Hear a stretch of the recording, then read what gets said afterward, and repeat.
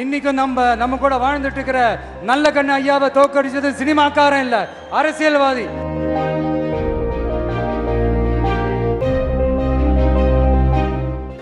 இப்படிப்பட்ட நல்ல நல்ல தலைவர்களை எதிர்த்து நின்று தோக்கடிக்கணும்னு அந்த எண்ணத்தை உருவாக்குனது சினிமாக்காரன் இல்ல, அரசியல்வாதி.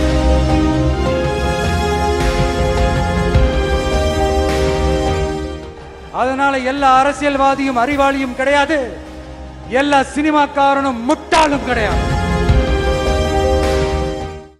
சும்மா சினிமாக்காரன் சினிமாக்காரன் சினிமாக்காரன்.